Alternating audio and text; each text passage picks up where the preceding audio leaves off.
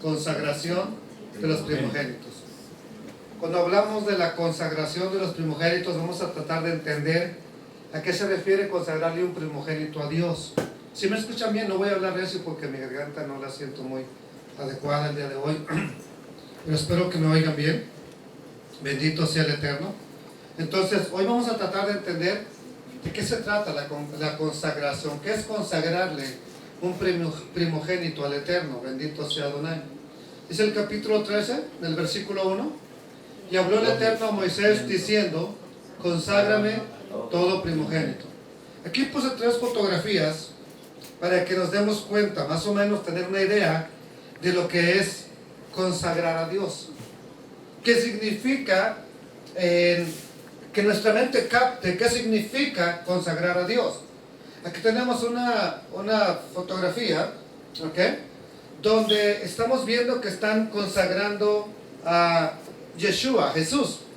Cuando nosotros leemos eso en el capítulo 2 de Lucas, de la presentación de Yeshua, cuando vemos que van y lo presentan, uno nomás empieza a pensar, bueno, ¿por qué los presentaban? Entonces hay que presentar a los niños a Dios.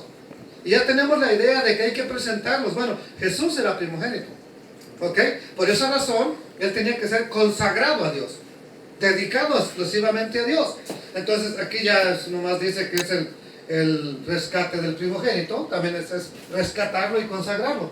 Y acá estamos viendo otra foto donde está pasando lo mismo. Sin embargo, la palabra conságrame es la palabra hebrea kadosh li, conságrame a mí, dice el Eterno, a Él, que viene de la palabra kadosh, para mí, santo para Dios, apartado para Dios, exclusivo para Dios. Prácticamente eso es lo que quiere decir. Entonces, en otras palabras, Dios estaría diciendo, cuando le dice a Moisés, conságrame todo primogénito, prácticamente le está diciendo que todo primogénito será santo para Él, apartado para Él, especial para Él. Bueno, si usted lo nota, los animales primogénitos son los que nacen más grandes, más fuertes, con mejor salud. Entonces, eso cuando hablamos de un becerro, de un borrego, de un chivo, siempre sale el primogénito, es el que tiene toda la fuerza del papá, para que entiendan. Entonces, y cuando el Eterno dice que se lo consagres a Él, yo quiero que escuche esto con atención. ¿Por qué? Hemos estado hablando que Israel es el pueblo, ¿qué cosa? Primogénito de Dios. Entonces, si usted pertenece al pueblo de Dios, usted es uno de los primogénitos de Dios. ¿Por qué razón? Hay mucha gente que sabe que Dios existe. Yo no dije si usted sabe que Dios existe. Si usted ya puso su confianza en Dios, Dios dice que tú eres su pueblo y que Él es tu Dios. Entonces, si tú eres el pueblo de Dios, dice que tú eres primogénito. Hablando en un conjunto general, todos son primogénitos de Dios. Ahora, ¿qué es eso entonces? Si son primogénitos de Dios, ¿qué son ese pueblo? Consagrados para Dios. Entonces, ese es un decreto para los hijos del pueblo de Dios para siempre. No nada más es cuando estaba Jesús o antes de Jesús, eso es para siempre. Ahora, ¿por qué creen que el Eterno dijo, conságrame todo primogénito? ¿Por qué creen que Él diría eso? A ver. De ahora en adelante, Moisés, todo primogénito es mío. ¿Por qué creen que el Eterno dijo eso? Para que sirvieran en el tabernáculo. Para que sirvieran en el tabernáculo. Ajá, bueno, pues una buena deducción. Sí, bueno, otra pregunta, para que entendamos mejor. ¿De qué se trata en sí la fiesta de la Pascua? Pesaj. ¿Libertad de quién? Esclavitud de Egipto. De la esclavitud de Egipto, pero sobre todas las cosas, Pesaj trata de esto, mire. ¿Qué fue lo que rescató Dios? ¿Qué es lo que Dios, aquí dice, tal vez no lo alcanzan a muévase un poquito, porque la cabeza de Alejandro Tamor está muy grande, no lo alcanza a ver, ¿sí? Entonces, en Pascua, sí, recordamos la liberación, de nuestros antepasados. Pero más que nada, recordamos que nos rescató, que nos liberó. ¿A quién? A los primogénitos. Entonces, si Dios rescató a los primogénitos, si Él pagó un rescate, o sea, yo voy a, esto está en manos de Alejandro. Yo lo quiero. Ok, yo tengo que pagar un precio por él. A la hora que yo pago un precio por él, ¿a quién le pertenece este apuntador? Entonces, desde el momento en que Dios pagó un precio, eso es rescatar. Rescatar es pagar un precio por los primogénitos. ¿De quién son los primogénitos? Desde el momento en que Él pagó el precio. ¿De qué? Si Dios paga un rescate por los primogénitos, entonces ahora, ¿a quién le pertenecen? Antes le pertenecían a Faraón. Antes era Faraón, era su dueño. Ok, pero ahora viene el Eterno y Él paga un rescate. Ahora entonces, ¿a quién le pertenecen? Por eso entonces, ahora, entienda que por eso dice, conságrame, dedícame. Porque de aquí en adelante, los primogénitos eran echados antes eran echados al río. Antes los mataba Faraón. Antes Faraón los usaba para construir sus ciudades. Ahora, a partir de ahora, Moshe, me vas a consagrar todo primogénito. ¿Por qué? Ahora sí usted tiene claro por qué. Para que le sirvieran a él. Exactamente. Antes servían a Faraón. Ahora, ¿a quién quiere el Eterno que le sirvan los primogénitos? A Él. Entonces, pero vamos a otras palabras. Conságrame todo primogénito. Pero aquí viene lo importante. ¿Qué entienden por consagrar? No dice preséntame. ¿Qué es conságrame? ¿Qué entiende usted por consagrarle a Dios? Entregarlo completamente a Dios. Entregarlo completamente, es de la hermana Idalia. El hermano dice instruirlo, ¿qué más? Como a Samuel. Como a Samuel, dedicarlo. Eso es consagrarlo. Ahora, Samuel, desde el día que fue llevado al tabernáculo hasta el día de su muerte, ¿a quién sirvió? ¿Entiendes lo que es entonces consagrar? Porque luego, hermano, yo quiero consagrar mi hijo a Dios. ¿Para qué? Si lo vas a tener Boy Scout, fútbol, eso no es consagrarlo a Dios, eso es consagrarlo a los deportes. Si lo vas a consagrar a Dios, mira lo que dice la Biblia, que es consagrar a Dios. O sea, que tu prioridad sea que tu hijo aprenda de las cosas de Dios. ¿Para qué? A lo mejor puede parecer, mire, para nuestra cultura podría parecer, pues, duro. ¿Y por qué le meten tanto de Dios a un niño? Ok, ninguno de nosotros aquí es un futbolista profesional o un deportista profesional. Pero si lo fuéramos, ¿qué le trataríamos de inculcar a nuestro hijo? El deporte que tú, desde un principio, ¿para qué? ¿Quieres que aprenda a ser un profesional a los 30 años? ¿A los 50 años? Si tú quieres formar un profesional del deporte, lo vas a educar es más, antes de que empiece a dar pasos desde la cuna. He visto videos de niños, que apenas pueden moverse y ya insertan la pelota 10, 15 veces seguidas en una canasta. ¿Por qué? ¿Será que su padre lo está enseñando a Biblia? ¿Verdad que no?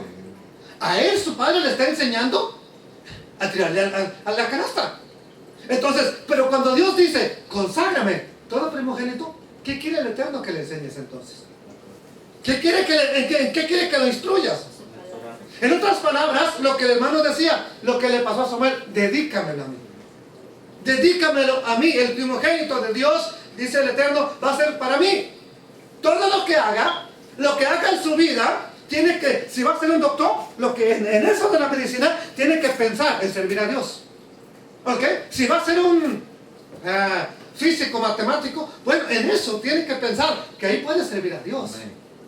Amados hermanos, entonces, ¿para qué quiere el Eterno que le dediquen los primogénitos? Para que el primogénito haga lo que Dios quiere, lo que Dios anhela, lo que Dios espera de su pueblo. ¿Y qué será lo que Dios quiere de los primogénitos? Ya lo hemos estado viendo, pero esto es bien importante entender el tema de los primogénitos. Si hablábamos antes de que el primogénito, y uno pensaba, a mí me toca la herencia, ¿ok? Pero, ¿qué entendemos ahora por primogénito? ¿Cuál es la función del primogénito? Ya hemos hablado mucho de esa misión en los tiempos bíblicos, que es precisamente donde ocurre este relato, nos dice que los primogénitos es el que era el encargado de enseñarle a sus demás hermanos acerca de Dios. Por eso se le daba una doble herencia. O sea, tengo, para que me entienda que era una doble herencia. Tengo $1000 y tengo 4 hijos. ¿Ok? ¿Cuánto le toca al primogénito y cuánto le reparto a los demás? Tengo $1000 y tengo 4 hijos. Todo sale primogénito. Ok, si fuera de a 3, El 35%. perdón, si fuera de a 2, ok, 2, 4, 6, 8. Entonces, esa sería una porción de igual para cada uno. Pero los dos que sobran, ¿a quién se le tendrían que dar? Al primogénito. ¿Para qué razón? Porque él teniendo más, no va a hacer que, no, a mí mi mami me quería, a mi papá me quería más que a ti, por eso me dejó más. No, la función en la Biblia es que el primogénito, ahora cuando su hermano tiene necesidad, aquí papi me dejó más a mí. ¿Para qué? Porque sabía que el día que mi hermano necesite, de aquí le voy a dar, de aquí le voy a ayudar, de aquí voy a apoyarlo. Y cuando mi hermano necesite, hermana, que tu hermano no te da, aquí hermana, papi me dejó a mí más, para que cuando tengas necesidad, yo te pueda dar a ti. Ahora entiende cuál es la función del padre de darle más a un primogénito. No era porque ahora se pelean las familias, porque, yo trabajé más, yo esto, yo otro. Pero a veces la persona que quiere más ni se le interesa por sus hermanos, no le importa lo que le pasen a sus hermanos. Entonces quiero que entiendan, en el tiempo bíblico, esa era la función del primogénito, por eso se le daba lo doble. A ti te das una doble porción, le digo a José, ¿para qué? Él es el que iba a ver por sus hermanos. Bendito es el Eterno. Versículo que sigue dice, cualquiera, bien importante esto, cualquiera que abre la matriz entre los hijos de Israel, y le va a aclarar, así de los hombres, ese es el que abre una matriz, ¿sí? Así también como de los animales, mío es. Y Moisés le dijo al pueblo, tengan memoria de este día en el cual habéis salido de Egipto. ¿De qué? ¿Qué estaban haciendo en Egipto? Eran esclavos. Salieron de la casa de servidumbre. Pues el Eterno los ha sacado de aquí con mano fuerte. Por tanto, no comerán levadura. Aquí sí ya aclara. Ustedes salen hoy en el mes de Abib. Abib no es abril. Suena igual, pero no es el mes de abril. En el calendario hebreo, el mes de Abib ahora se conoce como el mes de Nisan, así como el nombre del carro, Nisan. ¿Ok?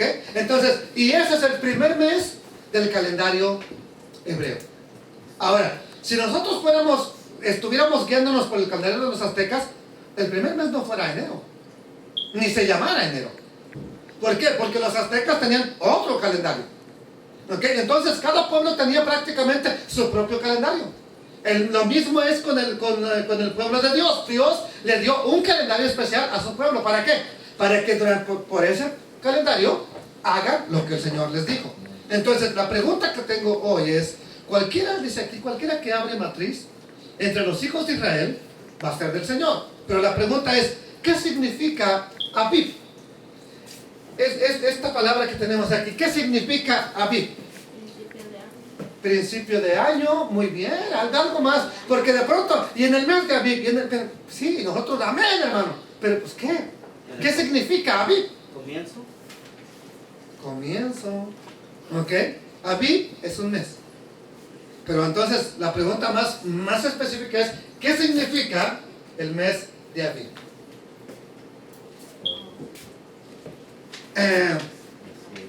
Abib es una etapa donde los frutos empiezan a madurar, específicamente la cebada.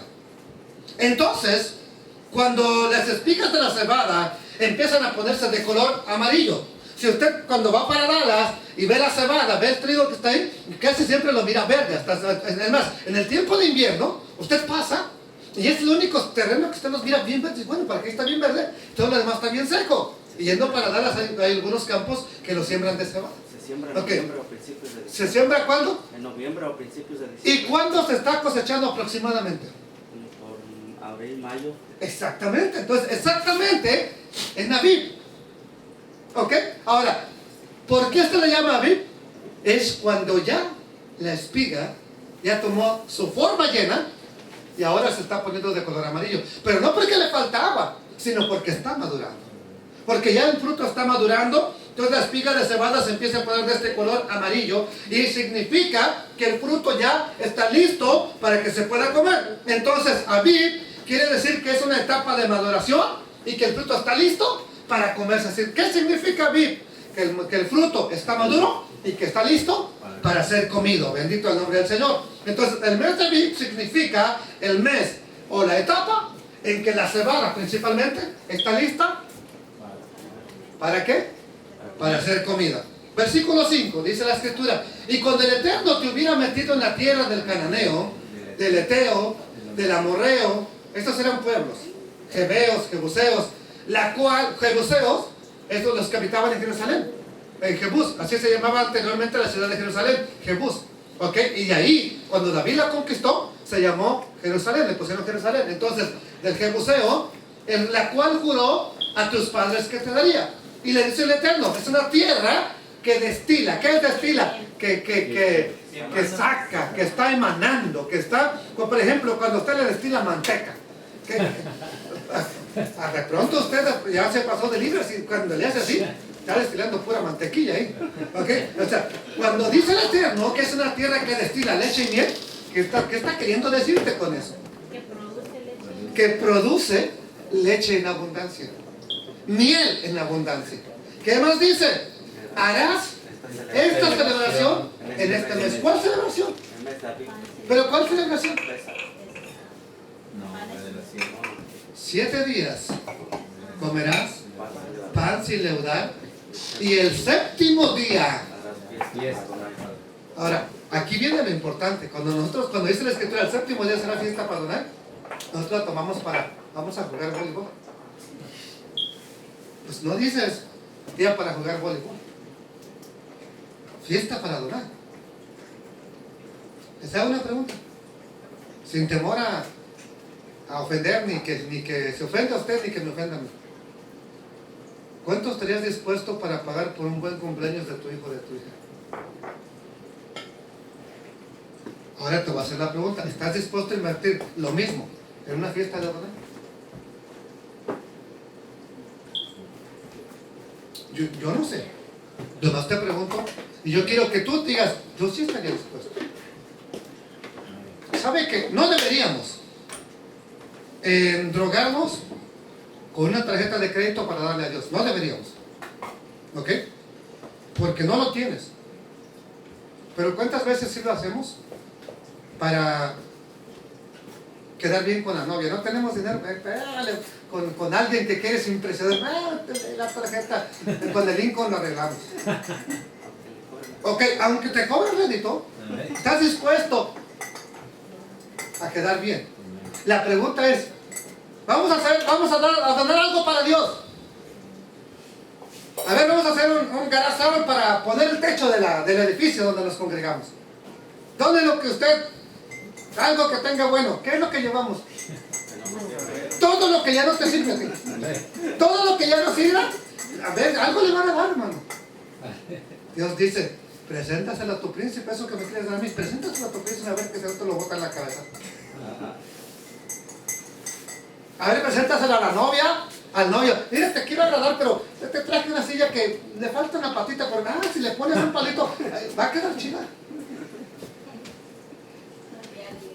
¿Sabe que eso es lo que queremos donar a veces? Cuando mi esposa quiso hacer esta mesita, cara que me salió la madera, hermano. Ya estaba yo, híjole, no podíamos hacerla de pino. No, es para Dios, dijo. Estaba cara. Entonces ya entendí que es para, cuando hacemos algo para el Eterno, trata de hacerlo bien. Entonces, cuando entres a la tierra que el Eterno te da, haz esta conmemoración. Haz una fiesta para el Eterno.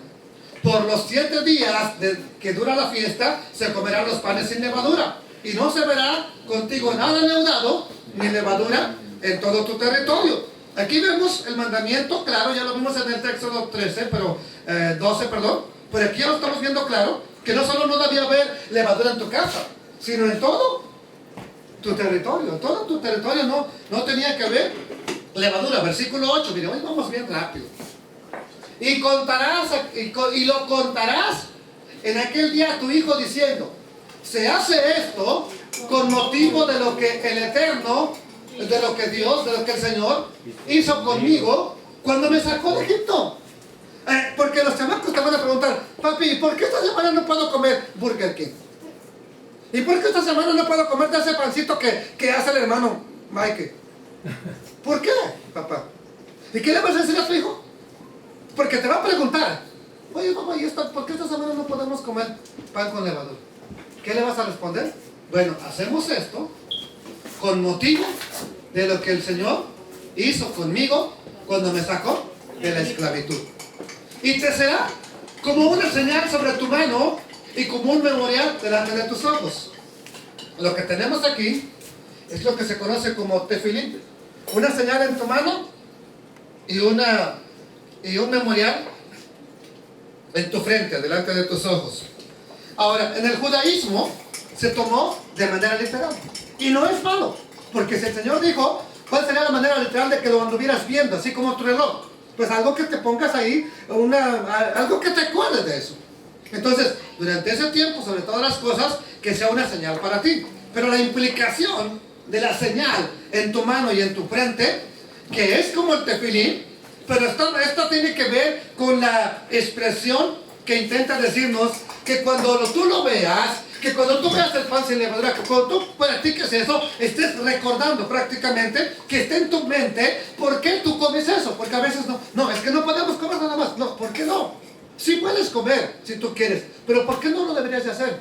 Bueno, yo tengo en mente que Dios un día, a mí también me rescató de mi manera de vivir. Yo vivía mal, no me importaban las cosas, no me importaba cómo vivía, pero un día Dios tocó mi corazón, decidí hacer algo diferente y por esa razón, porque Dios a mí también me rescató, ahora pienso que debo de celebrar esta fiesta, ahora pienso en eso, ahora pongo en práctica eso, ahora me tomo un tiempo para ir a buscar pan sin levadura, cuando antes no me importaba.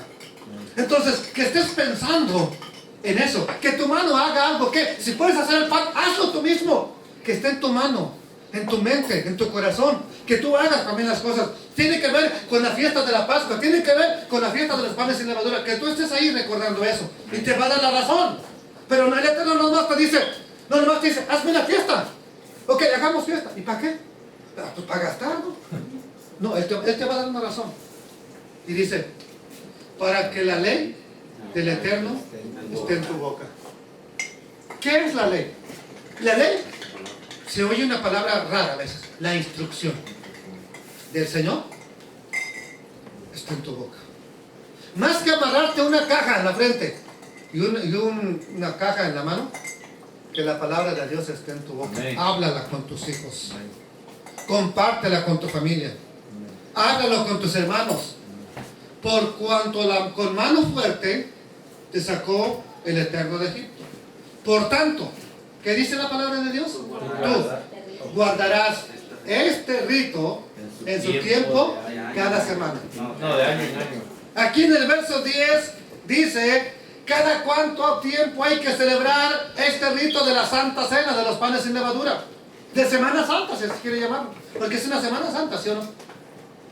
Toda la semana es una fiesta, una semana de fiesta para el Eterno. Entonces es una Semana Santa. Entonces no dice que lo hagan cada domingo, ¿verdad que no? No. No dice que se haga cada vez que cada último domingo del mes. No dice que se haga cada vez que la mesa directiva lo considera apropiado. Dios es bien claro diciendo que debe ser, se guardarás esta celebración en su tiempo, de año en año, una vez al año. Cada día 14 de Nisan empieza esa celebración. Entonces se conoce hoy como el mes de Nisan. Pregunta, ¿usted cree que Jesús sabía esto? ¿Usted cree que Yeshua sabía que la celebración de la Pascua hay que hacerla de año en año? Una vez al año. ¿Usted cree que Jesús sabía eso? Amén. Ok, entonces, los apóstoles que celebraron la fiesta con él, ¿creen que él sabía de eso también? Amén. Entonces, si los apóstoles lo sabían, si Jesús lo sabía, si Yeshua lo sabía, es porque el Eterno ya lo había dicho en su palabra y ellos lo estaban practicando como Él había dicho. Ahora, pregunta, Pablo. A lo mejor Pablo no lo sabía. ¿Ustedes creen que Pablo sabía esto que dice el Eterno aquí en Éxodo 13:9, 13:10? ¿Por qué creen que Pablo lo sabía? Porque él era rabino. Porque él era un maestro de la palabra de Dios. ¿Cómo vas a ser maestro de algo que no sabes? Entonces, amados hermanos, Pablo lo sabía. Entonces parece ser que los únicos que no saben cuándo se tiene que celebrar esta celebración es los que leen las cartas que escribió Pablo, los que estudian las cartas que él escribió. Por tanto, cuando dice en la carta de los Corintios, cada vez que hagan esa celebración, la muerte del Señor anuncian. Ellos asumen que es cada semana, que es cada mes, que cada vez que la mesa directiva diga, hoy ya es tiempo, vamos a celebrar la Pascua. ¿Ok? Sin embargo, entonces es bien claro Dios diciendo que va a ser en su tiempo, de año en año, no de mes en mes, no de semana en semana. Entonces, cuando estudiamos la Escritura en su verdadero contexto, en su verdadero inicio, nos damos cuenta cómo Dios dice que se tiene que hacer la fiesta, amados hermanos. Amén. Ahora, versículo 11. Y vea que vamos bien rápido. Y cuando el Eterno te haya metido en la tierra del Cananeo, como te ha jurado a ti y a tus padres, cuando te la hubiere dado, dice el Eterno, ¿qué más dice? Dedicarás al Señor todo aquel que abriere matriz. Ahora, aquí es bien importante. ¿Quién es el que abre matriz? ¿Un animalito o un humano? Ok, principalmente se refiere al humano. Y por eso aclara: dedicarás al Eterno todo aquel que abriere matriz. Asimismo, ¿qué dice? Todo primer nacido de tus animales, y aclara, los machos, no las hembras. De aquí en adelante, cuando tengamos algún animal, quieres consagrárselo a Dios, tienen que ser los machos, serán del Señor. Más, viene algo bien importante aquí. Más, todo primogénito de asno redimirás con un cordero. Y si no lo redimes, quebrarás su cuello, su cerviz. También tienes que redimir al primogénito de tus hijos. Pregunta: ¿qué tenían que hacerle a los animales primogénitos? Por ejemplo, tú tienes 5 borregas y las 5 borregas paren el mismo mes, pero solamente una de ellas parió un macho, las demás son hembras. ¿Qué tenías que hacer? ¿O qué tienes que hacer de acuerdo a lo que Dios dice? ¿Qué tienes que hacer? ¿Matarlas? ¿Por qué? Pues ahí dice quebrar. Redimirlo.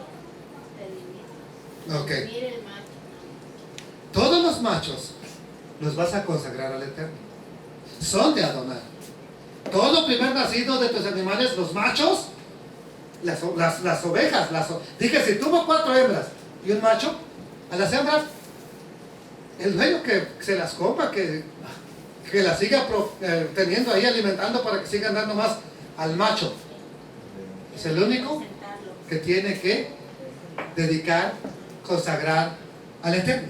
Pero donde dice quebrarás tu servicio. Ah, espéreme, pero no dice de todos. Pero dice de las hembras. Más, todo primogénito de asno,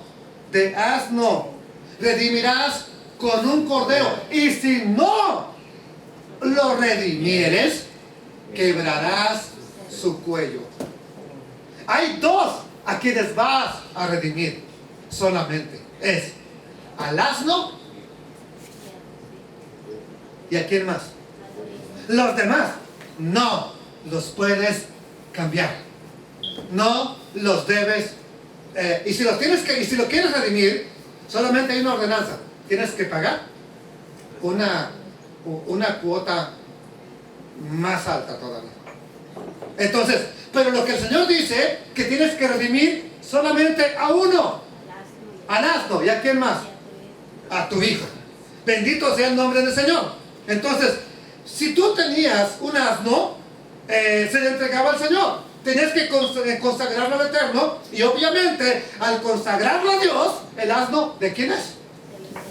Ahora, lo puedes usar para cargar tu leña, tu agua, tus costales de maíz. ¿Puedes usarlo para tu uso? No, ¿por qué no? Amados hermanos, tenía que ser dedicado al Eterno. Sea primogénito que abre matriz, ¿ok? El primogénito ya es de los hombres, o sea, los machos de los animales. Entonces, todo el primogénito que abre matriz, el primogénito de animales, o primogénito de hombres, será del Eterno. Ahora, ponga mucha atención aquí. Lo que dice el verso 13 me importa mucho. Más, todo primogénito de asno redimirás con un cordero. Y si no lo redimes, tienes que quebrarle su cuello. Póngame atención porque viene algo muy interesante. Y a la vez, algo extraño en la Escritura. La Escritura nos está hablando de manera literal. Si tú tienes un asno que acaba de nacer, por primera vez que su madre lo tuvo, y lo quisieras que se quedara contigo, solamente hay una manera que lo puedes usar. Tienes que cambiarlo por un cordero. Pero si tú no lo cambias por un cordero, ¿qué tienes que hacerle a ese asno macho? Tienes que quebrarle su cuello. Y al quebrarle su cuello, pues se va a morir. No sirve para nada, amados hermanos. Entonces, la Escritura nos habla aquí de algo bien importante. Entonces, nos está hablando de manera literal. Tienes que consagrarlo, pero a la vez también nos va a hablar en un nivel ya más profundo. Acuérdense que hay 4 niveles de interpretación de la Escritura. Entonces, el primero es así como dice. Pero también tiene algo que enseñarnos a nivel más profundo. El nivel Sod es a nivel de misterio, a nivel de más oculto, a nivel de más secreto. Bendito sea el Señor. Entonces, si nosotros lo vemos bien, primero está hablando de consagrar a los primogénitos, no hay ningún problema, lo entendemos. Está hablando de consagrar a los hijos, no hay ningún problema, lo entendemos. Pero de pronto menciona al asno. Entonces dice que tú consagres los machos al Eterno, y de pronto dice, aparece en el verso 13, el burro. Mas todo primogénito de burro menciona específicamente al animal no kosher, no apto para el Eterno, que es un burro. ¿Por qué mencionar al burro?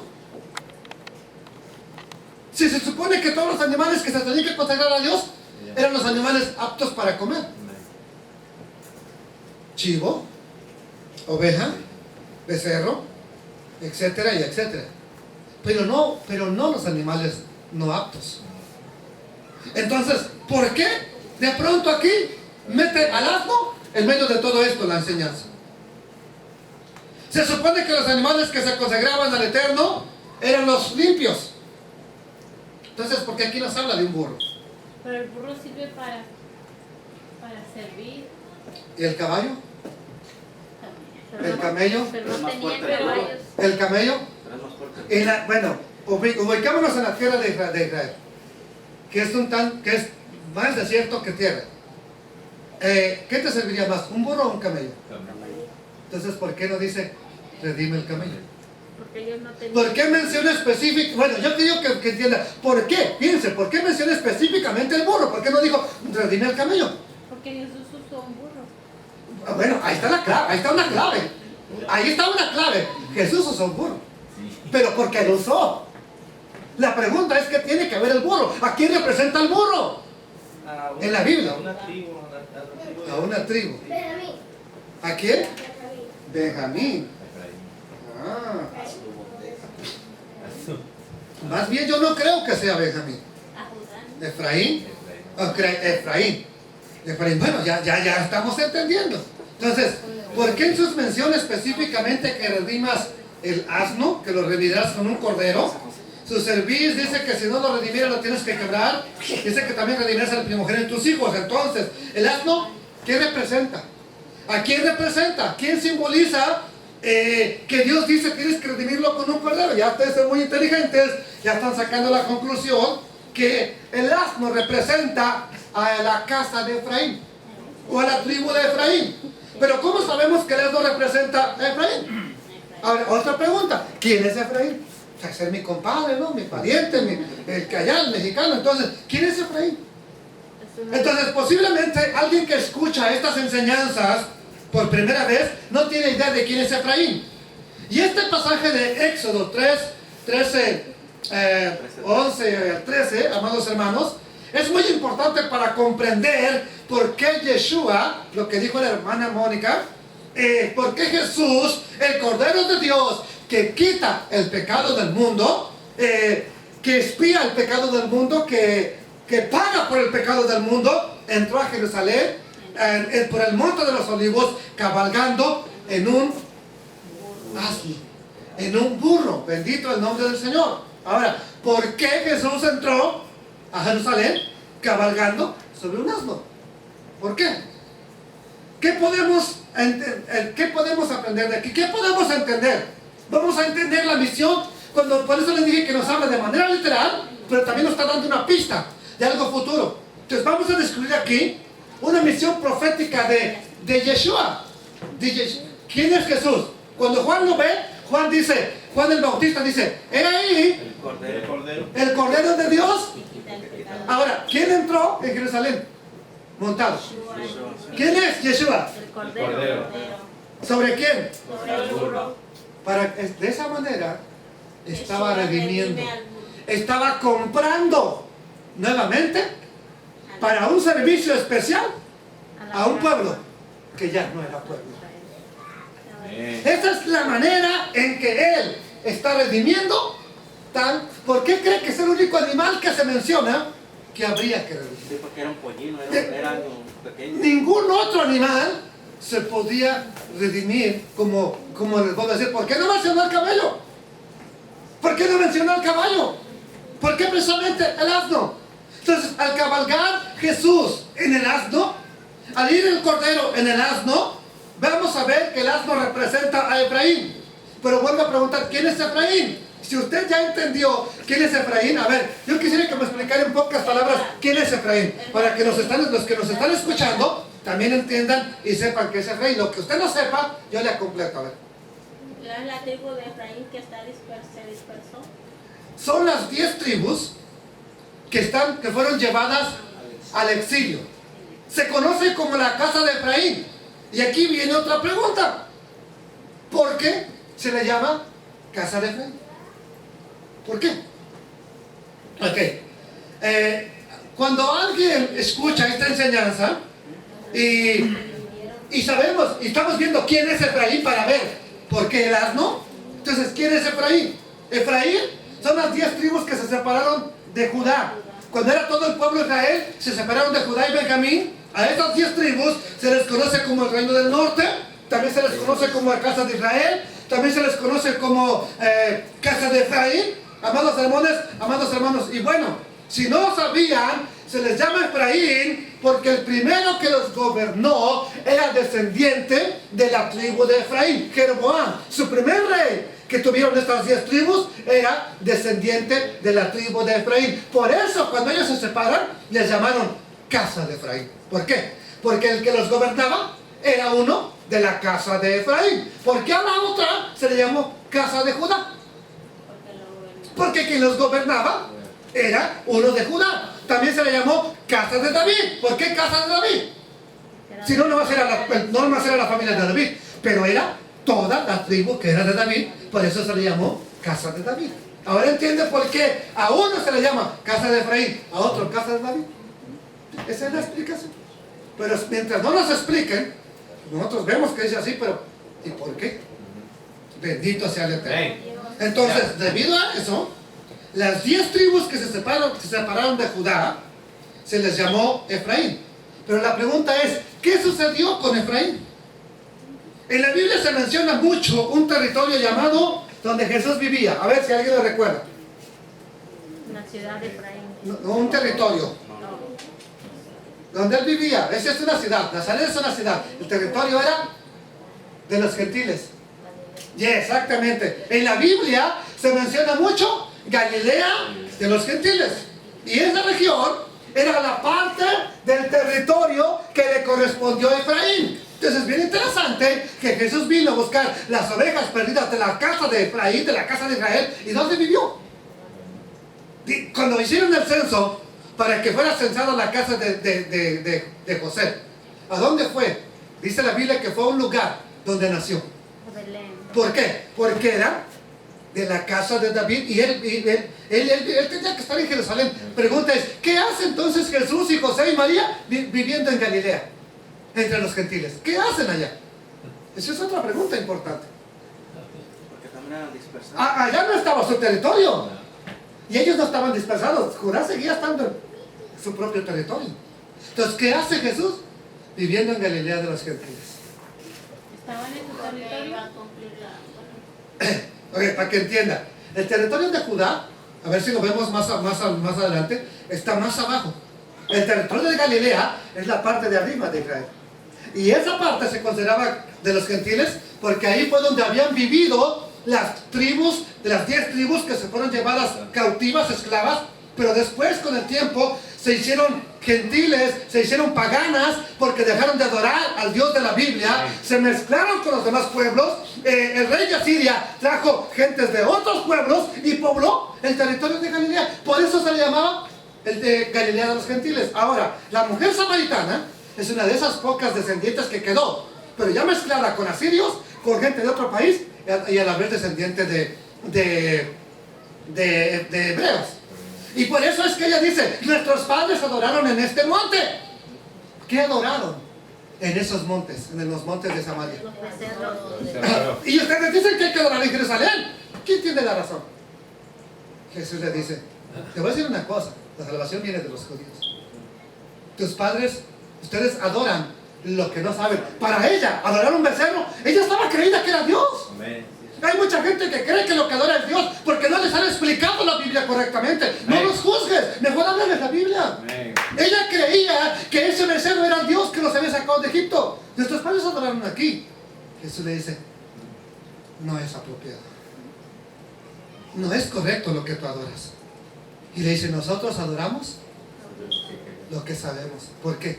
¿A quién le había sido confiado? ¿Quién tenía la palabra de Dios hasta ese entonces? El único pueblo. Judá.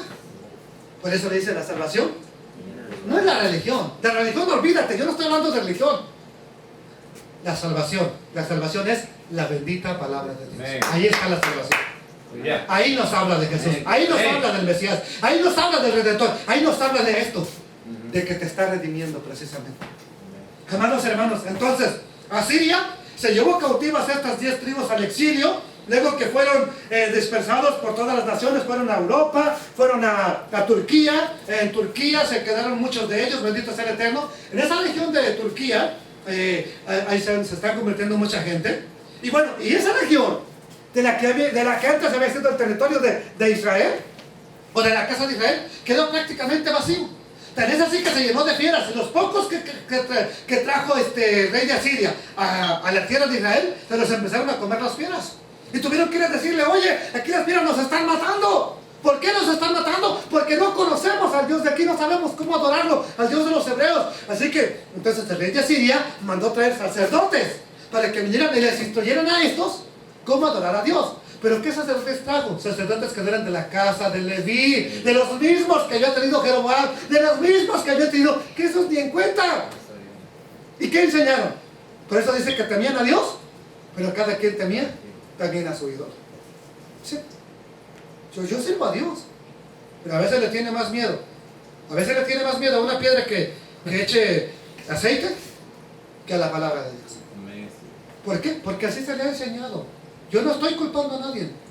Así fuimos enseñados muchos de nosotros. Lo más importante entonces, ¿qué es? La palabra de Dios. Amén. ¿Quieren ver toda esa historia? ¿Quieren saber dónde está toda la historia de lo que le estoy diciendo? Segunda de Reyes capítulo 17. Entonces ya cuando el rey de Asiria trajo gente a vivir a esa región, de lo que se conoce hoy hasta el día de hoy como Galilea, a esos que trajo de Asiria se mezclaron con los pocos que habían quedado de Israel. Y dejaron de ser pueblo tal, y como lo dijo Oseas, ya no serán más mi pueblo. Ya no les diré más mi pueblo. ¿Por qué? Voy a apartar mi misericordia de ellos. Pero les dijo, pero en el mismo lugar donde se les dijo, ya no sois mi pueblo, se les volverá a decir, vosotros sois mi pueblo. ¿Cuándo? Cuando fuera el Cordero a redimir al astro. Entonces los que no eran pueblo, los que no servían para nada, que tenías que quebrarles el cuello, a esos los redime Dios y ahora son aptos para el servicio aún en las cosas que cargaban para Dios. Bendito Amén. el nombre del Señor. Ya. La pregunta es, ¿Por qué causa fueron dispersados y expulsados de la tierra de Israel las 10 tribus? ¿Alguien me puede decir la razón que usted crea? ¿Por qué se los llevaron cautivos? Idolatría. A causa del pecado. A causa de que dejaron a Dios. Fueron juzgadas las tribus de Israel llamada Efraín. Entonces esa casa era rebelde. ¿Rebelde como qué? ¿Alguno de ustedes ha trabajado una vez con un asno? Mire, mi abuelita tenía una burra. Y yo me acuerdo que estaba de la edad de champion. ¡Hey, híjole, Señor! Toda la cuestión de que se te llegara a chispar. Un día la correteé como mediodía, hermano, ya casi me salía el hígado. Hasta como a mediodía la fui a alcanzar, kilómetros y kilómetros. El carro corre, ahí voy atrás de ella. Y calón, y que como mediodía, sin mentirles, y me pasó como unas 4 veces. Con ese famoso animal. Era un animal terco, necio, burro, rebelde. ¿Cómo fue la casa de Israel? ¿Cómo fue la casa de Efraín? Terca, necia, burra, rebelde. Exactamente las mismas características. En las tribus de Efraín, Dios las comparó con un asno montés. Oseas 8:9. Porque ellos subieron a Asiria como asno montés. Les dijo Dios, ustedes ni siquiera son como una ramera. Una ramera cobra para que alguien venga y se acueste. Ustedes están peor. Ustedes pagaron a sus amantes para que se vinieran a acostar con ustedes. Están peor, dice. ¿Qué hicieron? Fueron a Asiria, dice. Y le dicen, en otros pasajes, dice, eras como un asno. Los asnos, los burros, son muy lujuriosos, los burros machos. Los burros brincan una cerca, hermanos. Se brincan un corral. Te agarran una yegua, a esos les vale con quién se metan. Esa es la característica de Efraín. Y Dios dice, tú eres un asno lujurioso. Tu lujuria te llevaba por el desierto, tu lujuria te llevaba a buscar a tus amantes. Y ellos mismos, dicen, son los que te van a llevar. Y exacto, así como les digo, lean. Por eso les dije, lean, otra vez, lean el libro de Oseas. Llaman muchas veces que se lo digo, espero que otra vez sí. Espero que ahora sí. ¿Por qué cree que no entiende nadie cuando hablamos de estas profecías? Amados hermanos, porque ellos subieron a Siria, dice el Señor en Oseas 8:9, como asno montés. Para sí solo Efraín con salario alquiló sus amantes de Asiria. Y esos mismos son los que amamos. Con esto el Eterno está queriendo decir que esos pueblos, esas 10 tribus son tercos, necios. Así como el burro, así como el asno, y necios como un asno, así se comparaba a estas tribus, bendito sea el Señor. Entonces, cuando en Éxodo 13:13 dice que hay que redimir todo primogénito de asno, ya estamos viendo a estas alturas, ya sabemos que Israel es el primogénito de Dios. Pero aquí viene la pregunta: cuando Israel se separa, cuando Israel se divide, Judá un lado, Efraín otro lado, ¿quién de ellos tomó la primogenitura? A ver si alguien me lo puede decir. Le digo que esto me emociona. Por ejemplo, lea Jeremías 31:9, a ver, por favor. Y si usted va a descubrir, la misma Biblia te tiene que decir quién dijo Dios que era el primogénito, ya cuando están divididos. Jeremías 31:9. Irán con lloro, mas con misericordia los haré volver. ajá, sigue leyendo. Y los haré andar junto a arroyos de aguas. Y ahora los voy a hacer andar junto a arroyos de aguas, En el cual por camino derecho, en el cual, no tropezarán, porque soy a Israel por padre. dígalo fuerte. Porque soy a Israel por padre y Efraín es mi primogénito. What? Ahora, aunque Judá es el hermano mayor, Efraín es exactamente, ahora entienden, ahora sí comprenden ya, porque Jacob dijo, lo sé, José, yo sé, papá, no es así, no, yo lo sé, pero así va a ser. Aunque yo ponga mi mano al revés, José, no va a ser así. El mayor será este que le estoy poniendo la mano derecha, y el menor servirá al mayor. Entonces, para que entiendas, desde ahí, Al revés. El mayor. Perdón. El mayor servirá al menor. el mayor servirá al menor. Pero en este caso era... Sí, gracias. Gracias por corregirme. Ya ve que necesito, a veces se me va también, la emoción me traiciona. Amén. Bueno, es bien importante entonces entender por qué Jacob hizo esa profecía así. Cuando uno la lee nada más y, pues es que es el primogénito cualquiera, pues sí, pero ¿por qué le hizo así? ¿A quién iba a simbolizar ese Efraín? ¿A quién iba a representar ese Efraín más adelante? Entonces, ahora ve, porque es importantísimo leer y saber toda la palabra de Dios. Solamente así, cuando yo leo un pasaje del Nuevo Testamento, de volada ya lo estoy conectando. Pero antes me dijeron que no lo leyera. ¿Qué iba a conectar? Como dijo el profeta, tú a saber quién. No lo podía conectar por eso mismo. Entonces, Efraín es el primogénito de Dios. Entonces, en la historia de Israel, Judá va a gobernar. A él se le da el cetro. Judá tendrá el cetro. De él será el que seguirá teniendo reyes. Él será el que seguirá siendo el que gobierna. Pero Efraín es el primogénito. El que vuelve en la historia de la parábola del hijo pródigo. ¿Quién es el que vuelve? El hijo menor, Efraín, pero que a la vez es el primogénito. Por eso le entregó la herencia al padre. Por eso. Ahora, el hijo mayor, ¿qué hace? Se llena de coraje. ¿Cómo que Judá ahora entienda cómo que esos mexicanos están volviendo al Dios de Israel? ¿What? ¿Qué está pasando? Amén. ¿No te ha pasado que vas a una tienda hebrea en Dallas y este mexicano qué está haciendo aquí? Pues este mexicano está aprendiendo a vivir la instrucción de Dios. Amén. Este sefardí está aprendiendo la bendita palabra, la instrucción de Dios, y quiero caminar en ella. Bendito sea el Eterno. Entonces Dios necesita que Efraín sea muy numeroso. Por eso Jacob, de aquí saldrán, de él saldrán pueblos y reyes.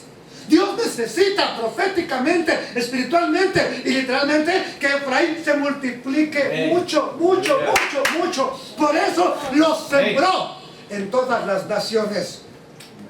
Y están mezclados ya, ¿sí? Porque ya no son puros. Ahora el que venía de allá se casó con una mexicana, se casó con una hondureña, se casó, pura mezcla. Pero al final de cuentas, eso es lo que vio Pedro en el lienzo, donde vio toda clase de cuadrúpedos, animales y reptiles inmundos. ¿A quién representaba? A los que él iba a ir a predicar. Amén. Bendito el nombre del Señor. Amén. Entonces, amados hermanos, para ver más a fondo esa referencia del asno siendo redimido por un cordero, les recomiendo que vean la conferencia que está en YouTube, Jos 1 Mar 1. El hijo que derrochó la herencia debe volver a casa. Bendito el nombre del Señor. Entonces, vámonos rápido, volviendo a nuestro tema en Shemot capítulo 13. Vemos cómo de repente se introduce que se tiene que redimir al asno. ¿Ok? Todo primogénito de asno, ¿qué dice? Redimirás con un cordero. Pregunta, ¿por qué entró el cordero de Dios cabalgando entonces sobre un burro en la ciudad de paz? Él iba a redimir al Rescatarás al burro. ¿Con quién? Con un cordero. Amén, Baruch Hashem. Amén. Y si no lo redimieres, si no redimes a ese burro, Quebrará su servidumbre. Entonces no se cumpliría la profecía. ¿por qué mandó entonces a Adonai a rescatar al burro con un asno? ¿Por qué, amado? Yo quiero que usted se goce como yo. Con un cordero. Perdón, me equivoqué otra vez. ¿Por qué mandó a Adonai a redimir al asno con un cordero? ¿Sí? Lo rescatarás con un cordero, y si no lo redimieres, májale el cuello. Si tú tenías un asno primogénito, tenías dos opciones. ¿Lo quieres usar? Agarra un cordero o compra un cordero si no tienes y llévalo. Este es el sumo sacerdote, aquí traigo, vengo a redimir este asno, lo cambio lo pongo este cordero en lugar de este asno. Si no tenías para redimirlo y no lo quieres entregar, fácil, québrale el cuello, pero no lo puedes usar. Entonces, esto pasaba con cada animalito. Mataban, tenían que matar al cordero, pero ahora, ¿qué sucedía cuando dice, lo cambiarás? Ahora, cuando ibas y llevabas al cordero, pregunta, ¿qué creen que le pasaba al cordero? Lo mataban. Tenían que matar al cordero en lugar del asno. Solo que el cordero ya se lo podían comer. Pero no era para que quedara ahí para seguir criando chivas y ovejas. No, tienes que matar. ¿Qué le pasó? Para redimir y para que dijera consumado es. Sí, sister, la veo bien. ¿Y al burro entonces nada más lo tenían de adorno? Ya que no lo podían usar para nada. No lo podías hacer en las cosas kadosh. Ah, no, eso es. Proféticamente, ¿para qué servía? Ahí te va. Ahí vamos, sister. Se me está adelantando, pero eso. ¿Para qué sirve un asno? Sin Dios, sin ser redimido. ¿Para qué? Para nada. Pero ya redimido. ¿Y ya redimido? Cargan. Si tú no lo redimías, si no tenías para redimirlo, tenías que quebrar su cuello, dice la escritura. Y aquí aprendemos una cosa muy interesante. El asno solamente es apto para trabajar cuando es redimido por un cordero. Solamente es apto para ser usado este burro cuando es rescatado por un cordero. Lo que significa que Israel, que sobre todo lo que implica proféticamente Efraín, dejó de ser pueblo, dejó de ser mi amada, dejó de ser mi esposa, dice el Eterno, dejó de ser mi pueblo. Ahora son gente con los que no quiero nada, que no quiero verlos. Sin embargo, cuando son redimidos por el Cordero de Dios, amén, que quita el pecado del mundo, ese asno montés ahora es apto para ser usado otra vez en las cosas de Dios. Efraín ya no podía ser usado por Dios. Ser redimido. ¿Puedo predicar? Puedes. ¿Puedo cantar? Puedes. ¿Puedo hacer una oración a Dios? Puedes. ¿Por qué? Porque ya te redimió Jesús. Porque ya te redimió el Cordero. Porque ya te redimió el Cordero de Dios. Bendito el nombre del Señor. Amados hermanos, ¿por qué con un cordero? El asno es un animal impuro. Israel se hizo impuro a causa de sus rebeliones, de su obstinación, de su maldad, de su pecado. Por eso se hizo impuro y necesitaba ser purificado otra vez, como lo fue al principio, con el cordero. Ese cordero que debe redimir al primogénito de Dios, que es Israel, debe ser un cordero sin mancha, debe ser un cordero puro. Cuando dice que tienes que llevarle un cordero de ofrenda al Eterno, no lo vas a cambiar por el más malo. Señor, lo voy a llevar el burro, pero mira que tengo un borreguito que no sirve para nada, no me da nada por ahí en el mercado. No, tenía que ser un cordero sin mancha, puro, porque implicaba lo que iba a pasar en el futuro. Bendito sea el Eterno. En todo este capítulo 13 de Éxodo tiene que ver y nos habla de los primogénitos. Ya hemos tocado mucho ese tema de los primogénitos y vemos cómo al final este asno es purificado es rescatado por un cordero y es apto de nuevo para ser usado por Dios. Por eso vemos a Yeshua entrando a Jerusalén montado en un asno, montado sobre un asno, el cordero sobre el asno, el cordero de Dios purificando al que representa este animal, y todas las multitudes gritando Hosana, Hosana al Hijo de David. Bendito el que viene en el nombre del Señor. Hosana, Hosana, líbranos, líbranos ahora. ¿Y lo estaba haciendo? Lo estaba haciendo. El Cordero de Dios salvando al asno. Amén. Qué tremendas palabras tan exactas y profundas. En ese momento el Cordero, que es Yeshua, está declarando y decretando que Efraín una vez más es apto para ser usado por Dios. Efraín ahora va a cumplir un propósito. Ahora, ya les dije que el primogénito tiene un propósito bien importante, físicamente hablando. ¿Para qué?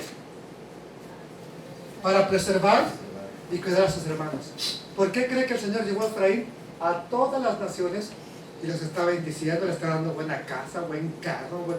¿Por qué cree que los está bendiciendo? Para que cuando Judá se quede sin nada, Efraín diga: aquí está tu hermano, que tiene herencia. Todo. Si entendiéramos estas cosas, hermano, también redimirás ¿a quién? Al primogénito de tus hijos. ¿Y si no lo redimes? Pues lógico que no vas a querer que muera. Por lógica, pues si redimes un burro, por lógica tu hijo lo vas a redimir. Así que hay que estar ahorrando, no para los pañales. Allá no había Pampers. Allá hay que estar ahorrando para redimir los primogénitos de tus hijos. Además lo redimió de Egipto de la muerte, pues también es lógico que... Ahora bien importante, ya no hay templo. A lo mejor el pastor donde yo voy, donde yo me congrego, no va a querer un cordero. ¿Qué hago entonces? No hay ningún problema. ¿Sabes por qué? ¿Por qué crees?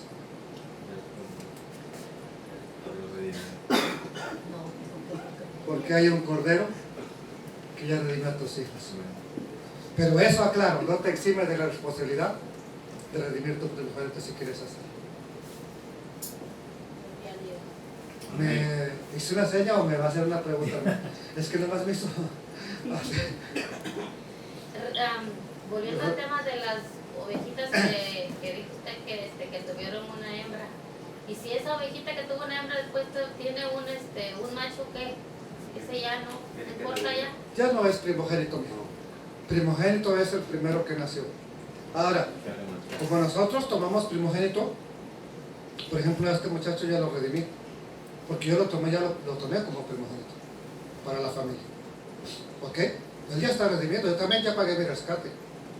Pero eso es cuestión mía. Ustedes les recomiendo que hablen con Dios y vamos a seguir viendo la palabra de Dios mejor. Ya me está haciendo tarde. Ya lo tenemos aquí. Cuando mañana te pregunte tu hijo diciendo: oye, ¿por qué haces esto? ¿Por qué haces esto qué? O sea, ¿por qué me estás redimiendo? O sea, ¿por qué estás poniendo ¿por qué vas con el sacerdote y dices: oye, te traigo este cordero en lugar de mi hijo? Tu hijo te va a preguntar: ¿por qué haces eso, papi? ¿Qué le vas a responder? Le dirás: el Señor nos sacó con mano fuerte de Egipto, de casa de servidumbre. ¿Sigue leyendo? Endureciéndose Faraón para no dejarnos ir. Endureciéndose Faraón para no dejarnos ir. ¿Qué sucedió? El Eterno hizo morir en la tierra de Egipto a todo primogénito, desde el primogénito humano hasta el primogénito de la bestia.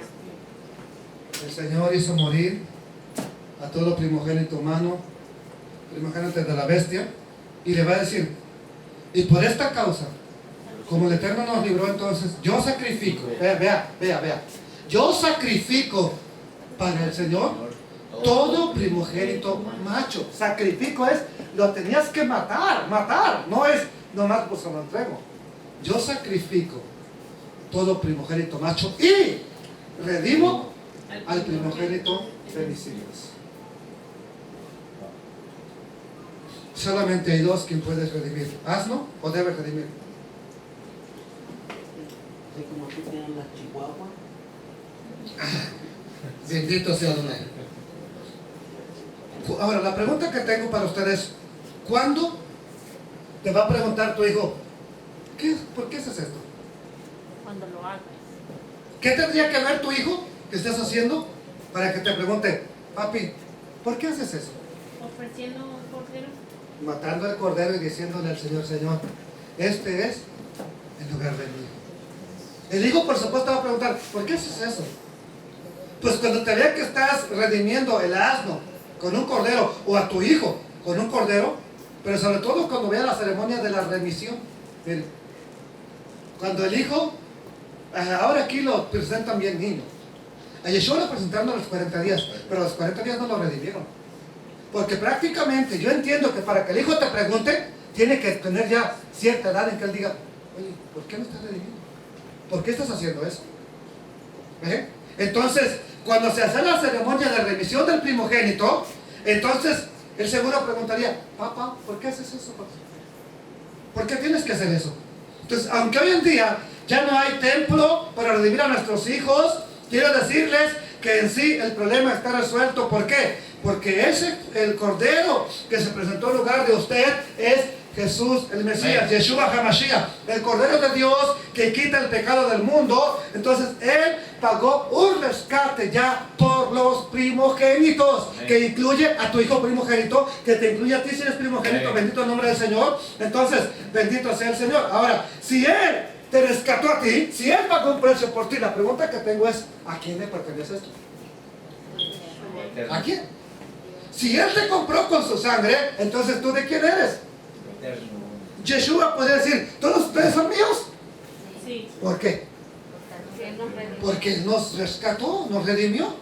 Entonces, ahora, si Él te redimió como primogénito, no quiero que tú, aquí es donde dice, es que a mí me dicen, y ahí me dicen que yo tengo que trabajar para la obra de Dios. No, si tú eres un primogénito, ¿qué tienes que hacer? Pregúntate tú.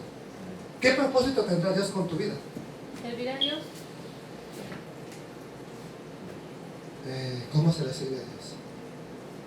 Guardando Para sus mandamientos. ¿Ok? Él nos redimió con su sangre.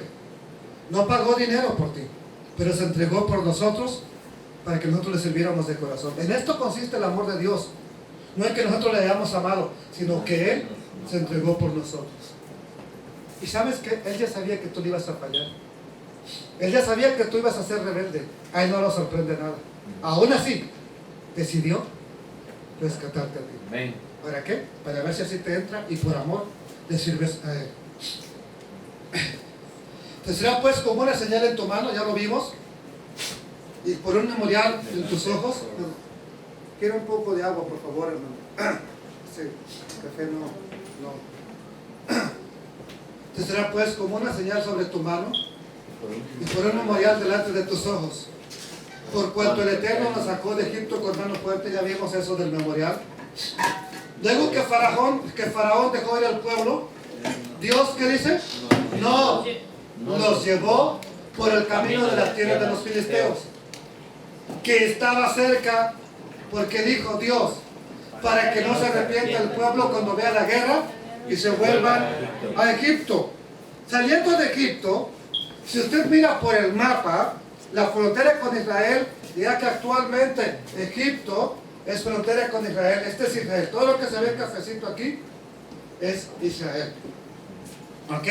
Entonces, Egipto, prácticamente la población de Egipto está de aquí para acá. Esto solamente es desierto. ¿Ok? Pero si usted mira aquí, vamos a poner otra diapositiva, aquí. Mire, aquí es donde vivían aproximadamente los israelitas, y el camino a Israel, de aquí a acá, era el más cerca, era por la costa. Y dice el Eterno, no los llevó por el camino más cerca. ¿Por qué? Porque aquí, en toda esta área, ¿quién cree que vivían? Los filisteos. Los primeros que inventaron las armas. Y ahora usted cree que ellos iban a hácenle. Si sus mismos familiares, los edomitas, les hicieron guerra, estos, que eran enemigos de por siempre, ¿qué pasó? No los iban a dejar pasar. Entonces, en la frontera de Gaza voy a volver a la diapositiva anterior. Esta es la franja de Gaza. Esto es lo que se conoce como la franja de Gaza, que anteriormente era de Israel, pero se le entregó a los palestinos, que son los que quedan de los filisteos. Y ahora aquí, en esta parte de aquí, vive todo lo que son los palestinos, pero antes vivían toda esta área. Ahora ahí tenían que pasar. Sin embargo, sigue siendo, ahora ya no es frontera, todo lo que es la costa, porque ya es la frontera de Gaza con Egipto prácticamente. Ahora solamente hay una frontera que da directamente con Egipto, que es en la frontera del sur, en Eliab, o Elad también se conoce. Ahí es donde está ya la frontera, amados hermanos. Ahora, aquí es donde estamos viendo que dice que el Eterno no los llevó por el camino más cerca, sino que vean lo que hizo Dios. En lugar de llevarlos para acá, agárrenlos. Los vuelve a regresar y los saca por acá. Y no entraron por aquí, sino que entraron por Jericó, entraron por acá. Por acá conquistaron Jericó. Ellos no entraron por la tierra, no entraron de allá para acá. Por eso yo me decía, pues ¿por dónde entraron si Jericó está arriba? Y ellos se supone que habían entrado por aquí abajo. El Señor nos hizo rodear. Subieron por aquí, aquí están los campos de Edom, donde acamparon ya para entrar, y aquí está Jericó, por aquí entraron. Bendito es el nombre del Señor. Ahora, hasta que no lo vemos con un mapa, ¿verdad? Ah, pues sí. Bendito sea el Eterno. Entonces, el Señor no llevó a su pueblo por la costa. Aquí ya tengo, ya es un mapa más actual, que incluso aquí ya salimos nosotros, miren. ¿Okay? Este ya es un mapa actual de Israel. Esta línea es la frontera. Esta es la frontera de Gaza. Aquí está Elá. Toda esta es la península que conocen del Sinaí. Ahí los llevan a que vayan al monte Sinaí. Ahora, por aquí, aproximadamente por aquí, es donde Israel cruzó el mar, donde el mar se abrió. Y aquí es lo que hoy es Arabia Saudita. ¿Ok? Ahí es donde, por ahí, es donde está el monte Sinaí. Por aquí, no acá. Entonces, pero bueno, los filisteos fueron las primeras civilizaciones en hacer armas de guerra. Por eso Adonai no los llevó por aquí. Vean que se ve bien cortito por ahí. Es más, hasta hay un camino, miren. Ese era el camino de la costa, siempre ha existido. ¿Por dónde los llevó Dios? Vean, por donde no había, donde no hay. Ahora ya hay un camino acá, porque aquí está el canal. Este es el canal de Suez. ¿Ok? Este es el canal de Suez. Entonces, este es el mar de Araba, y aquí ya hay un paso. Pero sin embargo, anteriormente no existía. Ahora, Él los trajo por aquí así. Ahora, cuando están en este territorio, es lógico que Faraón dijo, ¿están? No tiene salida. Cerrados. El desierto los ha encerrado. No tienen para dónde salir. Y luego ellos van y se meten por aquí en una cueva. Tío, son míos, dijo Faraón. ¿Sí?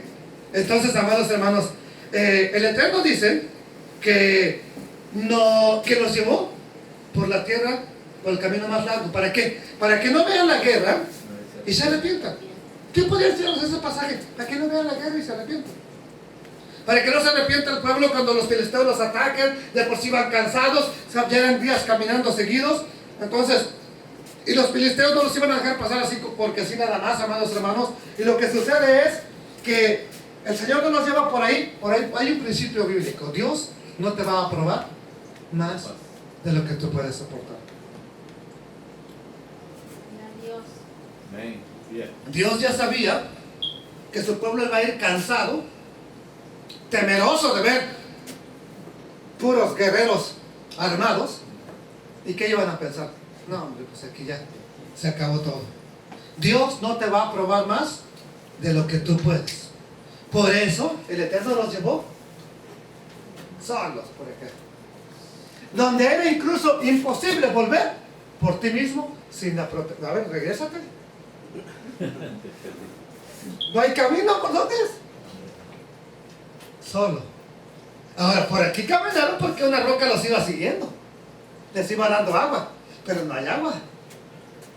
No hay comida. Por ahí la hicieron porque les cayó maná 40 años. Pero si no, a ver, regrésate tú solo. Por acá hay comida, pero por acá no. Regrésate tú solo. Macizo Dios que el pueblo rodease por el camino del desierto, del Mar Rojo, y subieron los hijos de Israel de Egipto armados. Veamos entonces cómo Dios los llevó por un camino largo, los llevó por un camino donde era imposible regresar.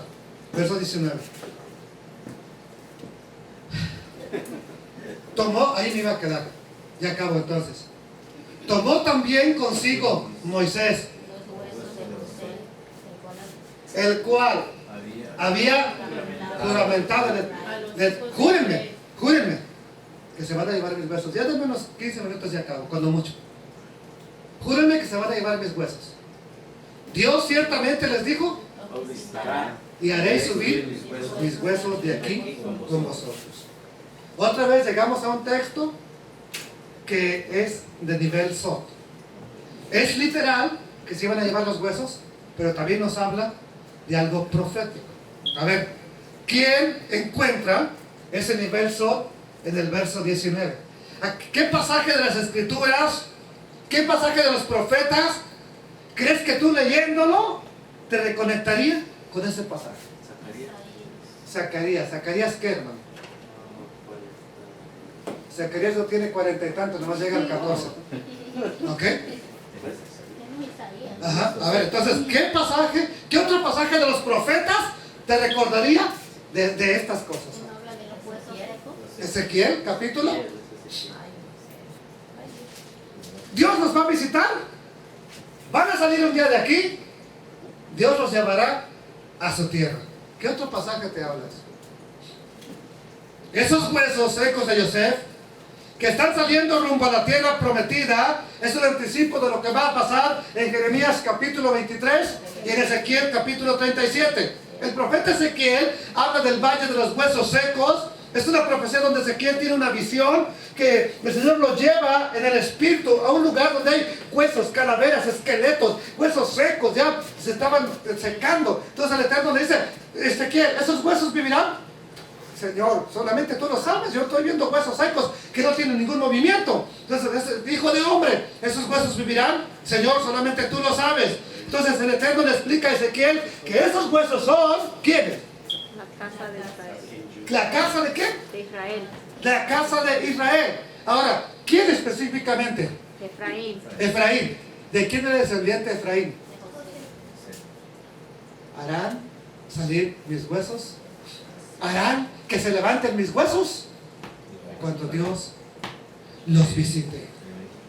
Para que entiendan mejor entonces, es Efraín entre las naciones. José está profetizando, Dios los va a visitar y van a salir los huesos de entre las naciones. Para que tú eres uno de esos huesos secos. Amados hermanos, y lo que está diciendo entonces la profecía de Ezequiel, que Dios los va a recoger a su pueblo de entre todas las naciones, las 10 tribus, que Efraín desciende de José. Así que Yosef, que muere en Egipto, sus huesos son enterrados allí. Le pide a sus hermanos que se los lleven. Y entonces también tenemos la profecía de Jeremías 23, donde Dios profetiza un segundo éxodo, más grande que el primero que ocurrió allá de Egipto, bendito sea el Eterno. Entonces Dios ciertamente os visitará y van a hacer subir mis huesos, y vamos a ver qué dice la profecía. Aquí es para que tenga una idea de cuando esa visión que tiene Ezequiel, huesos, calaveras, no ve nada de gente, pero de pronto le dijo, profetiza sobre esos huesos, y empieza a profetizar, y viene el espíritu, y los empieza a ver que se llenan de carne, los empieza a ver que se llenan de tendones, pero aún no hay vida en ellos. Los espíritus soplan sobre ellos, viene el espíritu, y sopla sobre ellos, y entonces ahora viven, y les dice el Señor, esos huesos son, vamos a ver quiénes son. El verso 23, capítulo 23, perdón, verso 1. Hay de los pastores, esto nomás se lo leo, no voy a explicar nada. Hay de los pastores que destruyen y dispersan las ovejas, que dispersan las ovejas de mi rebaño, dice el Señor. Por tanto, así ha dicho el Señor, Dios de Israel. ¿A quiénes? A los pastores que apacientan mi pueblo. Ustedes dispersaron mis ovejas y las espantaron, no las han cuidado. He aquí, yo castigo la maldad de vuestras obras, dice el Señor, y yo mismo recogeré el remanente de mis ovejas de todas las tierras a donde las eché, y las haré volver a sus moradas, y crecerán y se multiplicarán, y pondré sobre ellas pastores que las apacienten, y no temerán más, ni se amedrentarán, ni serán dañadas, dice el Señor. He aquí, vienen días, dice el Señor, en que levantaré a David un renuevo justo. ¿A quién se referirá? Ese renuevo justo de David. Al Cordero. Al Mesías, al Yeshua, al Cordero. Y reinará, el cual será dichoso y hará juicio. Hijos, ahora entienden por qué les dice, ustedes pasaron por alto lo más importante de la Torah: la justicia, el juicio y la misericordia. Lo que Él viene a poner en práctica en sus días. Israel habitará confiado, y este será su nombre con el cual le llamarán Adonai, justicia nuestra. Adonai Siddiquen, ¿Qué más dice la Escritura? Por tanto, he aquí que vienen días, dice el Eterno, en que no dirán más, vive el Señor que hizo subir a los hijos de Israel, de la tierra de Egipto, sino que ahora se va a decir, vive el Eterno que hizo subir y trajo La descendencia de la la casa descendencia ¿de quién? la casa de Israel. ¿De dónde? de ¿De la tierra? Del ¿A dónde dice la misma Biblia que fueron llevados? ¿A dónde dice? ¿Y Asiria los llevó? A la tierra del norte. ¿De dónde dice el Eterno que los va a hacer volver? de la tierra del norte. ¿Y a dónde más? Después de ahí los llevaron a Europa, a Turquía, algunos fueron llevados a México, otros fueron llevados a El Salvador, otros a Chihuahua, otros a por allá. ¿Y qué creen que va? Y dice, no nomás del norte, y de todas las tierras a donde yo los había echado, y habitarán en su tierra. en su tierra. Jerusalén. Y habitarán en su tierra. Así que nosotros somos unos de esos huesitos de Amén. Yosef, representados en la profecía de que salen de la tierra de Egipto. Entonces, ¿y saben qué va a pasar cuando suceda este éxodo? ¿Saben qué va a ocurrir? Que cuando eso suceda, el éxodo de Egipto va a ser tan chiquito, eso no fue nada. Ahora sí, la gente va a saber quién es el verdadero Dios. Amén. Ahora sí, entonces sabrán, dice, sabrán las naciones quién es el Eterno. Y por supuesto, este pasaje de Éxodo se refiere también a lo que Ezequiel dice, amados hermanos. Lo que Ezequiel nos está hablando, que tiene que ver con los dos palos de una profecía que la vamos a ver. Y dice Ezequiel 37:1, la mano del Eterno vino sobre mí y me llevó en el espíritu del Señor y me puso en medio de un valle que estaba lleno de huesos. Y me hizo pasar cerca de ellos por todo alrededor, y aquí quedan muchísimos sobre la faz del campo, por cierto, secos en gran manera. Y me dijo, hijo de hombre, ¿vivirán esos huesos? Si a ti te hubiera preguntado, oye, ¿esos huesos tienen vida? Te encuentras un esqueleto allá de vaca, oye, y que venga una voz que te diga, oye, ¿esos huesos vivirán? ¿Qué vas a responder? No. Sin embargo, vea lo que Dios dice. Y le dijo Ezequiel, Señor, tú lo sabes. Él no le dijo, ¿cómo crees, Señor? Estás mal. Sabe que para Dios no hay nada imposible. Así que le dice, me dijo entonces, profetiza sobre estos huesos y diles, huesos secos, oíd. Palabra. Huesos secos que están entre las naciones, oíd. Palabra del Señor. ¿Qué más dice? Aquí están. Miren, ahí están los huesos secos. Para que entienda, eso es lo que ve Ezequiel. Ezequiel, ¿esos huesos vivirán? No sé, solo tú lo sabes. Esos huesos secos, ¿qué? Así ha dicho el Señor. A estos huesos, he aquí, yo hago entrar en vosotros espíritu en vosotros y viviréis. Y pondré tendones sobre vosotros y haré subir sobre vosotros carne, los cubriré de piel y pondré en vosotros espíritu y viviréis y sabréis que yo soy el Eterno. ¿Qué más dice? Profeticé pues como me fue mandado. ¿Y qué hubo? Hubo ruido mientras yo Y hubo profetizaba. un ruido mientras yo profetizaba y aquí un temblor. Y los huesos, imagínate que estaba el muerto aquí, por pronto el hueso se lo llevó el perro por allá, se empiezan a juntar. Y se empezaron a juntar cada hueso con su hueso. ¿Y qué ocurrió? Empezó a venir carne, empezó a venir espíritu, que los empezó a llenar.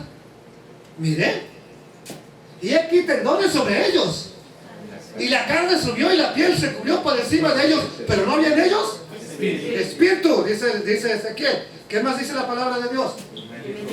Y me dijo, profetiza ahora al espíritu, profetiza, hijo de hombre, y di al espíritu, así ha dicho el Señor, espíritu, vete a los cuatro vientos y sopla sobre estos muertos y vivirán. Y profeticé como me había mandado, y entró espíritu en ellos y vivieron, y estuvieron sobre sus pies, ¿qué dice? Un ejército grande en extremo. Me dijo luego, hijo de hombre, todos estos huesos son La casa de Israel. La La casa casa. de Israel. ¿A quién dijo José?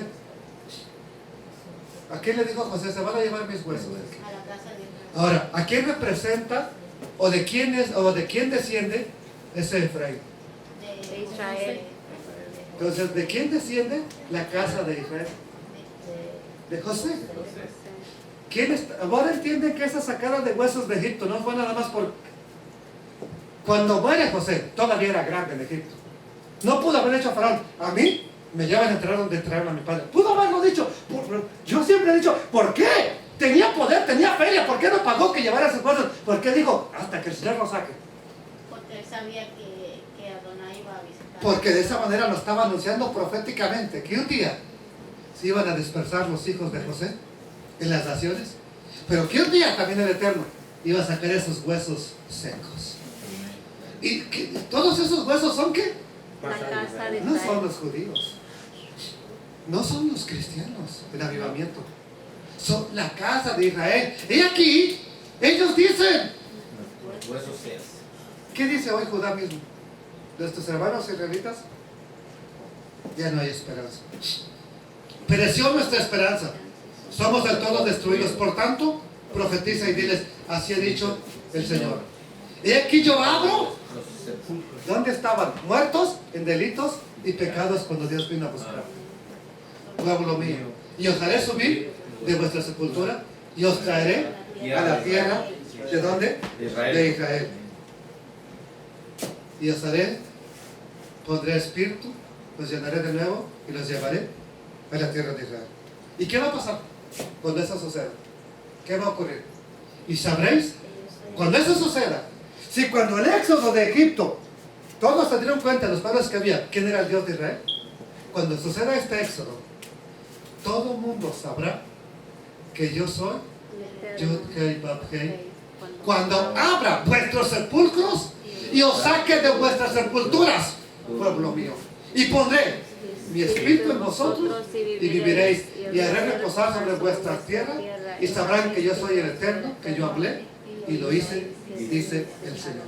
Ya luego viene la reunión de Judá, que van a ser hijo de hombre, toma 2 palos y le dice el palo de Efraín para la casa de Israel, palo de Judá, y luego le dice, ¿qué va a pasar? Vas a juntar esos 2 palos y van a ser Judá y Efraín, van a ser Israel, un solo pueblo. Ya no se dirá 2 pueblos, Pueblo. ya no serán 2 reinos. Por eso nos dice del capítulo 37, verso 17 en adelante, ya habla de todo ello. Ya no lo leo, ya se me agotó mucho mi garganta. Ya no lo voy a leer. Ya voy a cerrar. Me falta un versículo solamente de Éxodo. Entonces, Ezequiel nos está hablando lo que ya José había profetizado. El último versículo dice, estará en medio de ellos mi tabernáculo. Y seré a ellos, Con Dios. y ellos, Serán por y pueblo. sabrán Las naciones. que yo el Eterno, Santifico a Israel. estando mi santuario en medio en de medio ellos de para ellos siempre. para siempre. las naciones irán a saber quién es el verdadero Dios. Así es. Amén. Sí. Gloria a Dios. ¿Quiere entender más todo este tema?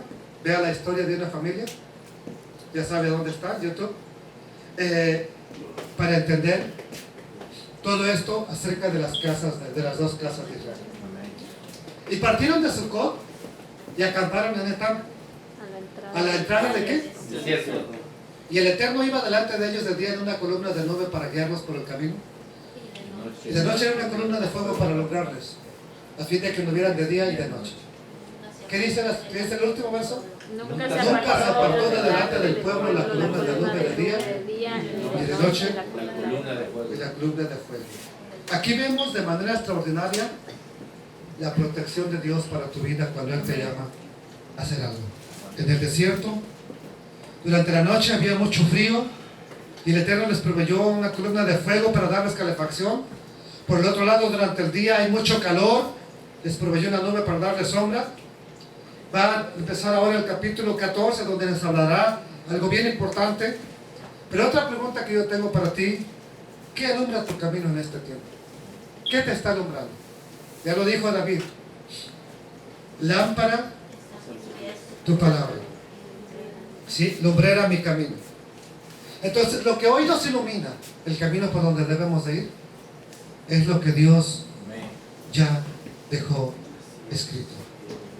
Si tú sientes el fuego de su palabra, cuando meditas en ella, cuando piensas en ella, cuando escudriñas algo, Si tú tienes esa respuesta de que Dios, mi corazón se llena de gozo, de fuego, entonces nunca te apartes de la palabra de Dios. Amén. Nunca dejes de escudriñarla para que prosperes en todo lo que hagas, para que todo te salga bien. Aunque en ocasiones obedecer la palabra de Dios pareciera que solo te trae problemas, como veremos en el siguiente capítulo. Dale gracias a Dios este día. Dile, Padre, gracias, Señor. Gracias, Padre, porque usted ha sido bueno con nosotros. Gracias, bendito Señor, por esta hermosa enseñanza. Hoy he venido a mi vida, Señor. Una vez más he entendido de manera maravillosa el rescate del Mesías. Señor, entrando en un asno, montado en un asno, para redimir a un pueblo rebelde, a un pueblo terco, un pueblo necio. Gracias, Señor, porque de esa manera el Señor Mesías, el enviado, nos estaba redimiendo, Señor eterno. Nos estaba dando vida para ahora servirte, Señor. Ya entendimos entonces la consagración de los primogénitos, Dios eterno. Gracias por tu amor, gracias por tu bondad, gracias por tu misericordia, bendito adorado. Lleva a este pueblo en paz, llévalo en shalom, llévalo, Señor, en abundancia de bendiciones económicas, materiales, y que se gocen, como yo me gozo al entender esto, Señor. Todas estas profecías, que ahora sí las puedan relacionar, que ahora sí lo puedan ver, Señor, y que podamos decir: la gloria sea para ti, gloria sea para ti, la gloria sea para ti. Gracias, eterno Dios.